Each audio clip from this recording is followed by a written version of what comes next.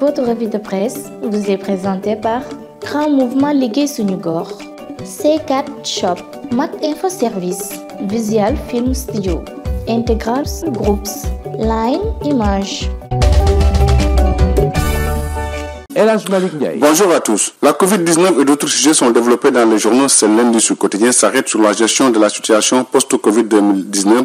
Invité de l'émission Objection hier sur Sud FM, Sen Radio et repris par nos confrères de Sud Quotidien, le consultant bancaire et chroniqueur sénégalais basé aux États-Unis, Mohamed Dia, a indiqué que le Sénégal n'est pas épargné par un risque de récession économique à cause du coronavirus. Pour faire face à cette situation dans les 4 prochaines années, il a aussi préconisé un remaniement gouvernemental avec le retour du poste de Premier ministre, un plan Marshall avec des objectifs clairs et précis. Mohamed Dia a prédit des lendemains difficiles sur le plan économique et social pour notre pays du fait, selon lui, de la mauvaise gestion du pays cumulée à la mauvaise gestion de la riposte contre la Covid-19 par le président Macky Sall.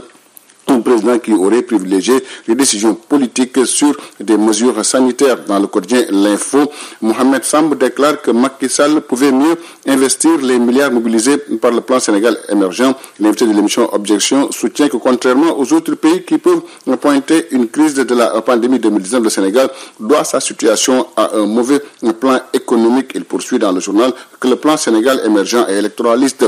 Nos confrères de Sud Quotidien reviennent sur l'assouplissement des mesures avec la réouverture du transport interurbain.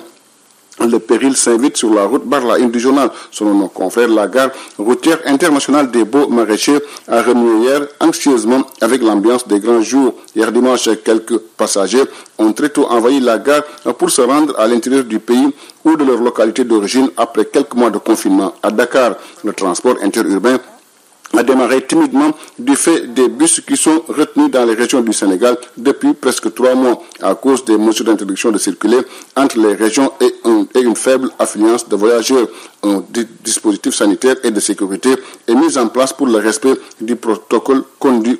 Mon confrère Réunion Quotidien écrit des confinements du trafic du transport. Il n'y a pas de rush à la gare Beaux Maraîchers hier dimanche, premier jour de la reprise du transport interurbain. Selon nos confrères du quotidien national Le Soleil, les passagers venus en masse hier à la gare des Beaux Maraîchers n'ont pas oublié les gestes barrières. Le ministre des Transports, Maître El Hadji Oumar Youm, a remis des masques gel hydroalcoolique et thermoflash à la gare Beaux Maraîchers.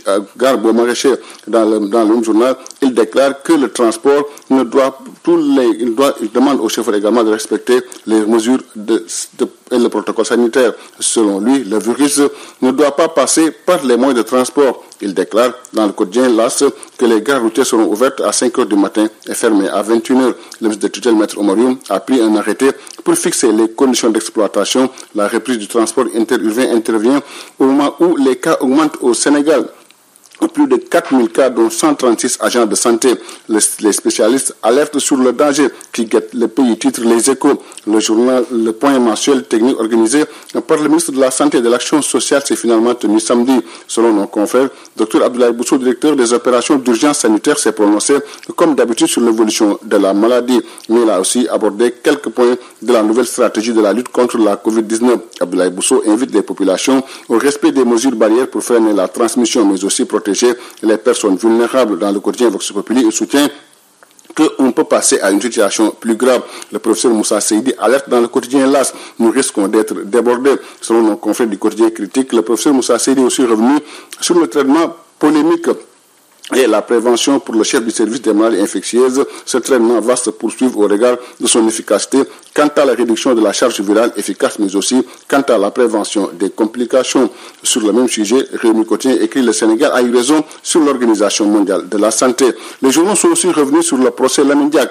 Un procès qui débute ce matin à Paris. Selon nos confrères du quotidien L'Info, autour de Lamine Diack, il y a son fils Pape Massata Diack et 4 autres acteurs impliqués dans une affaire de corruption sur fond de dopage en Russie. Vox Populi écrit: le parquet de Paris révèle les charges contre Lamine Diack et compagnie. Merci, c'était tout. À vos journées et bonne lecture à tous. Votre revue de presse vous est présentée par Grand Mouvement Liggéey Suñu Gox, C4 Shop, Mac Info Service, Visual Film Studio, Integral Groups, Line Image.